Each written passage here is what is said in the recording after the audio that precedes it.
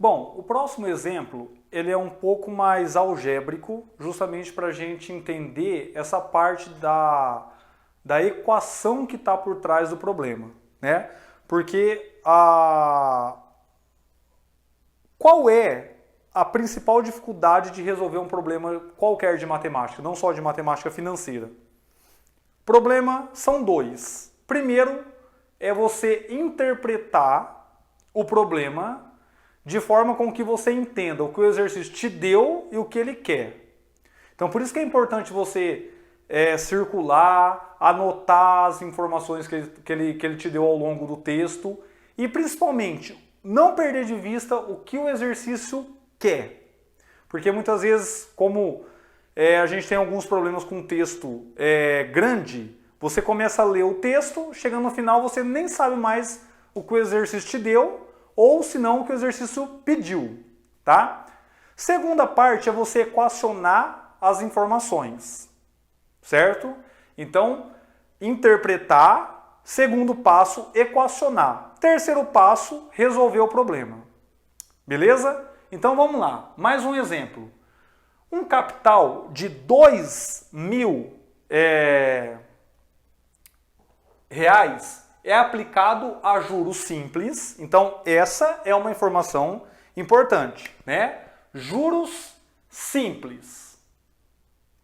A taxa de 2% ao mês. Beleza? 4 meses depois, um outro capital de 1.850 também é aplicado a juros simples a taxa de 3% ao mês. Então olha só. Uma coisa muito importante é a gente perceber que tanto essa taxa de juros quanto elas foram dadas no período mensal. Tá? Então isso já é um bom sinal, porque aí a gente não vai ter que ficar transformando, né? Enfim. Por exemplo, ele poderia ter dado essa taxa mensal e essa anual. Então a gente teria que deixar na mesma unidade de tempo. Depois de N meses, então, depois de N meses contados a partir da primeira aplicação, está escrito errado, tá? Aqui é da primeira aplicação. Os montantes se igualam. Calcule N. Então, olha só. Depois de N meses, contados a partir da primeira aplicação, os montantes se igualam. Tanto a que foi a 2% ao mês, tanto a aplicação que foi 3% ao mês. A pergunta é justamente essa.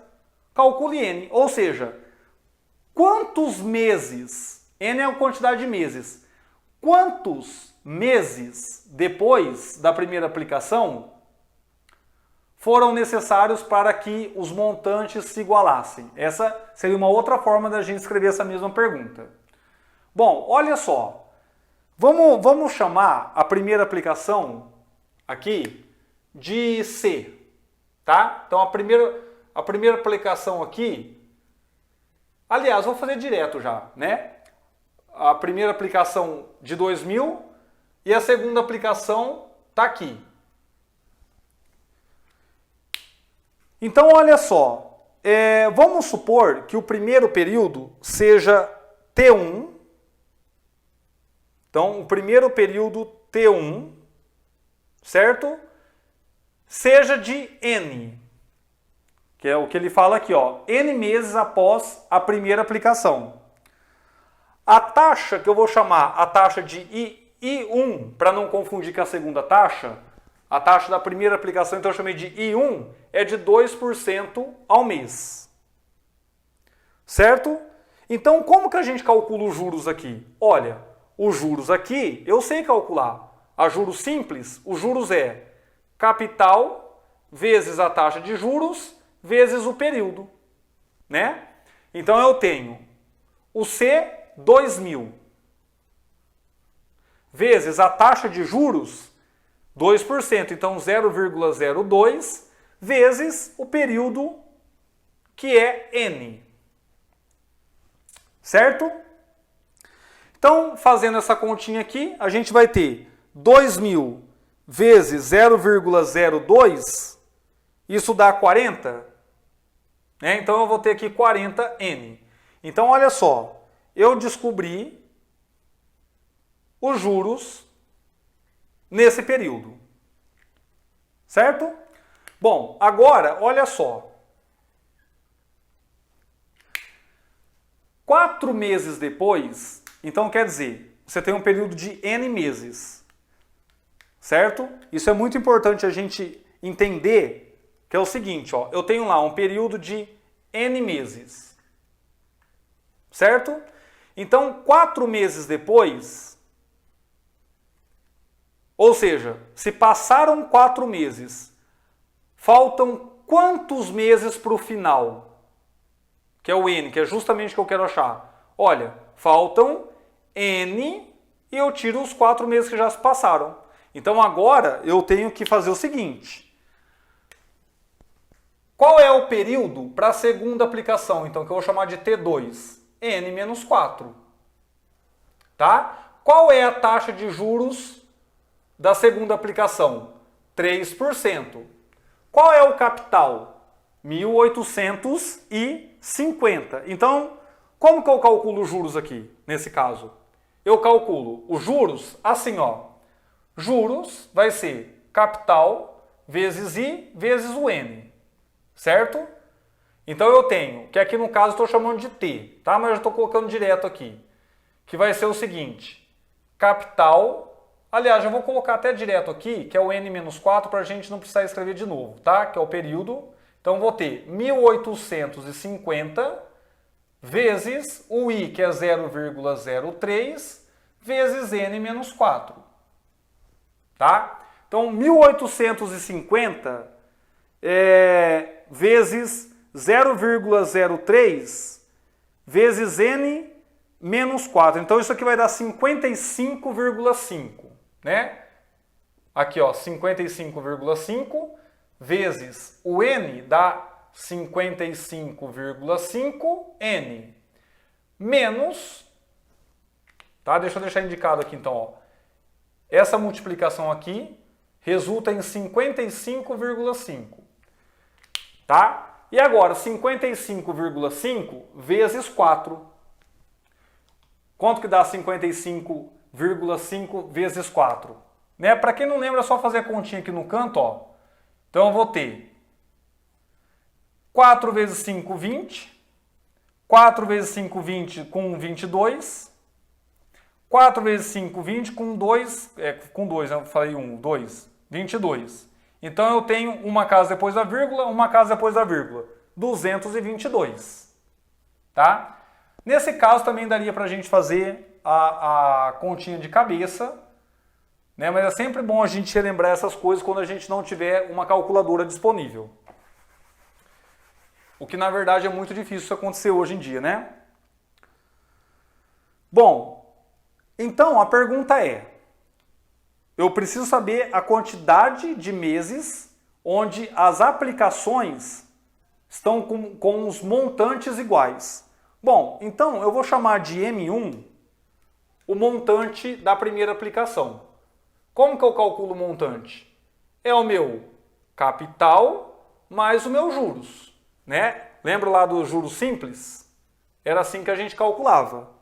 Então, eu vou chamar de M1 o montante da primeira aplicação. Capital é 2.000 e os juros eu calculei aqui, que é 40N. Professor, por que que tem esse N? Porque como N é a quantidade de meses, que é justamente o que eu quero achar, tudo fica dependendo do valor de N, tá? Eu tenho que achar o valor de N, então eu tenho que dar um jeito de colocar ele na conta.